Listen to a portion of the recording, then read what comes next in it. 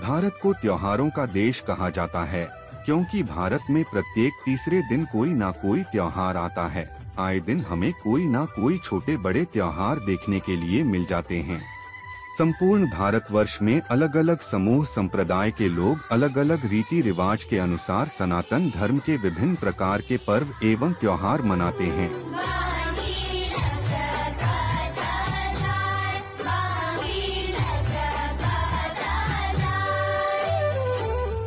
एक कहावत है कि दुनिया उगते हुए सूरज को सलाम करती है।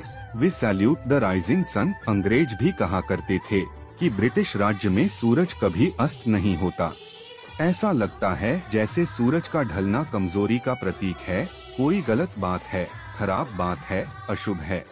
यूरोप और अरब के देशों में ऐसा मानते होंगे। हम भारतवासी नहीं मानते, हम डूबते हुए सूरज को भी पूजते हैं। हमारे लिए पश्चिम में अस्त होता सूर्य उतना ही श्रद्धेय है जितना पूर्व में उदय होता हुआ वस्तुएं, क्योंकि सूर्य देवता है और दिशा बदलने से देवता के लिए हमारा भाव नहीं बदल जाता। बड़ी बात है सूरज का सूरज होना, तेजो राशि जगतपते होना, सृष्टि और जीवन का आधार होना। हर साल दीपावली के छठवें दिन, तिथियों की भाषा में कहूँ तो कार्तिक शुक्ल पक्ष की छठवीं तिथि को 30 करोड़ भारतवासी अस्त होते हुए सूर्य देवता के आगे नतमस्तक हो जाते हैं और अगले दिन सप्तमी तिथि को उगते हुए सूर्य को अर्घ्य देते हैं। भारत की नस नस में बसा हुआ यह त्योहार छठ पूजा कहलाता है और दुनिया भर में मनाए जाने वाले बड़े से बड़े त्योहार का संगीत फीका पड़ जाता है जब यूपी, बिहार, झारखंड की माताएं अपने बेटे बेटियों की लंबी उम्र की कामना करते हुए एक स्वर में गा उठती है कि कांचे ही बांस के बहंगिया, बहंगी लचकत जाए, होई न बलम जी कहरिया, बहंगी घाटे पहुँचाए।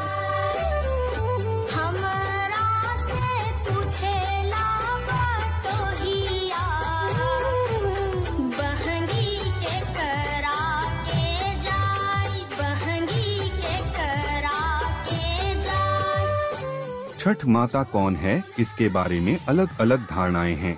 पुराणों में नवरात्र में पूजी जाने वाली मां कात्यायनी को ही छठ माता कहा जाता है। सनातन धर्म में उन्हें भगवान ब्रह्मा की मानस पुत्री माना गया है।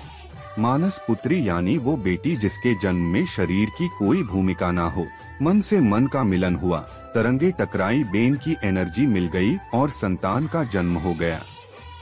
हॉलीवुड की साइंस फिक्शन फिल्मों में म्यूटेट का जन्म ऐसे ही होता है। हम विश्वास भी कर लेते हैं, लेकिन हजारों साल पहले वेद पुराण में लिखी गई ये बातें हमको अविश्वसनीय लगती है, पूरी कल्पना लगती है। एक बार ठहर के सोचिएगा कि आगे बढ़ने की अभी दौड़ में हम कितना पीछे जा चुके हैं।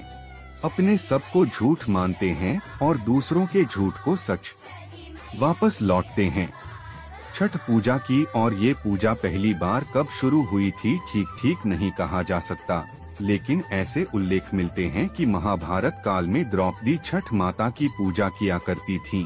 बिहार का एक जिला है भागलपुर, महाभारत काल में इसे अंग देश के नाम से जाना जाता था और इसके राजा थे सूर्यपुत्र कर्ण, अंगराज कर्ण। कर्ण भी छठ पूजा किया करते थे। अब कर्ण तो थे ही सूर्य के पुत्र, तो सूर्य उपासना और पिता की उपासना करने के लिए दोनों का एक ही अर्थ था। कहते हैं उस दिन कुरुक्षेत्र में जब अर्जुन के तीरों से विंधकर कर्ण वीरगति को प्राप्त हुए तो आकाश पर चमकता हुआ सूर्य रो पड़ा। अपने पुत्र की मृत्यु सूर्यदेव सहन नहीं कर पाए। फिर ये आकाश से सूर्यांश सारे नत आनंद देव दानव से सिधारे छुपे आदित्य होकर आधन में उदासी छा गई सारे भुवन में। ये था कर्ण और सूर्य का संबंध।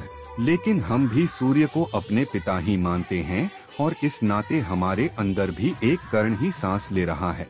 छठ पूजा में जब हम सूर्य को अपना प्रणाम निवेदित करते हैं तो ये आदर सिर्फ एक भक्त भगवान को नहीं दे रहा, एक पुत्र अपने पिता को भी दे रहा है।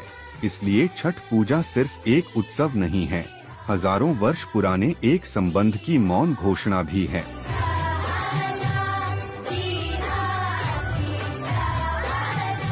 देश भर में लाखों उत्तर भारतीय रहते हैं। हर साल जैसे जैसे छठ पूजा नजदीक आती जाती है, तब हम देखते हैं कि हर एक उत्तर भारतीय गांव का टिकट कटा के चल देते हैं। क्यों चल देते हैं?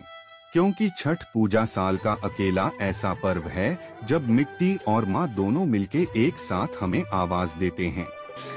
पिपरा के पतवा सरीखे डोले मनवा, जियरा में उठत हिलोर, पुरवा के झोंकवा से आयो रे संदेशवा के चल आज देशवा की ओर।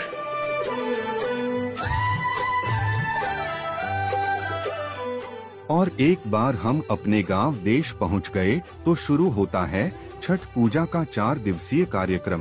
पूरे 4 दिन क्या धूम, क्या गहमागहमी, क्या उल्लास, लगता ही नहीं कि दिवाली जा चुकी है। क्या होता है इन 4 दिनों में, ये उनको बताने की जरूरत नहीं है जो आज भी अपनी जड़ों से जुड़े हुए हैं।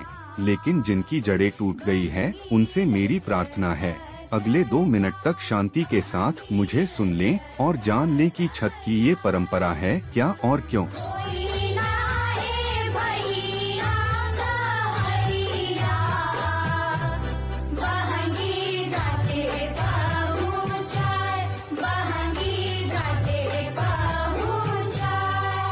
छठ का पहला दिन, इसे कहते हैं नहाए खाएं। पूरे घर की अच्छे ढंग से सफाई की जाती है। घर के सभी लोगों को सात्विक भोजन परोसा जाता है। सारा ध्यान सिर्फ पवित्रता पर होता है। छठ के दूसरे दिन लोग साफ किए हुए चौक के बर्तन से छठ का प्रसाद बनाते हैं। छठ का प्रसाद सुनते ही अगर आपके मुंह में पानी आ गया तो आपका कोई दोष नहीं है, मेरा भी यही हाल है। ठेकुआ, अब क्या बताएं कि ठेकुआ क्या होता है और कैसा होता है। मैदे और बेसन में गुड़ मिलाकर बनता है और उसका स्वाद देवराज इंद्र के स्वर्ग भोज में भी नहीं आएगा, ये बात मैं विश्वास के साथ कह सकता हूँ। ठेकुआ बनाने के बाद शाम को एक विशेष पकवान बनाया जाता है जिसे लौकी दाल कहते हैं। अब देश के अलग अलग भागों में इस लौकी दाल का रंग रूप बदल जाता है। कहीं ये लौकी दाल है तो कहीं गुड़ वाली खीर।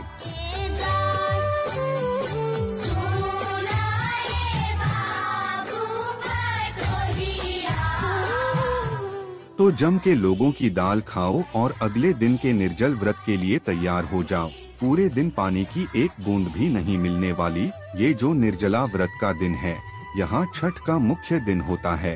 दिन भर पानी के दर्शन नहीं होते, होठ रेगिस्तान की तरह सूख जाते हैं और इन्हीं सूखे हुए होठों से अपने बेटे बेटियों के लिए माँ ये ऐसे गीत गाती है कि आंखें भीग के गंगा जमुना हो जाएं।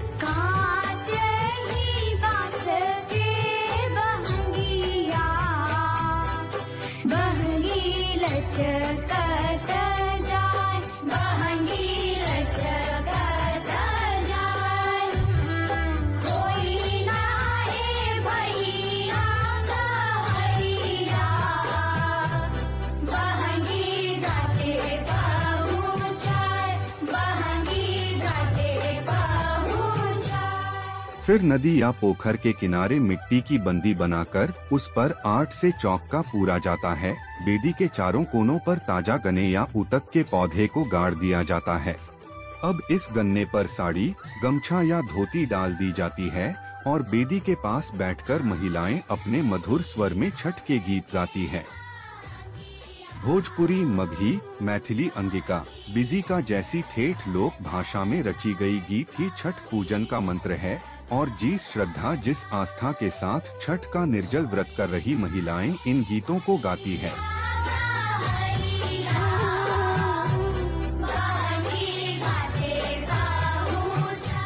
बेदी पर लगाई वो छठ मैया है, कहीं कोई और प्रतिमा नहीं, कहीं कोई और पद्धति नहीं।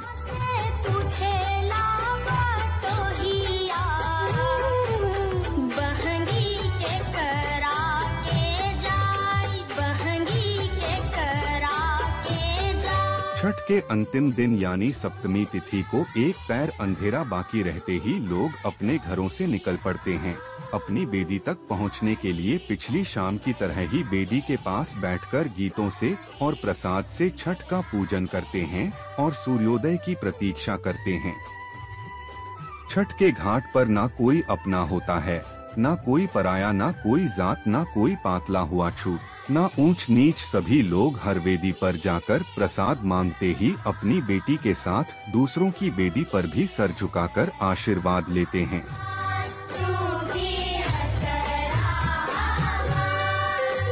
छठ के घाट पर सामाजिक विभाजन की वर्जनाएं टूट जाती है।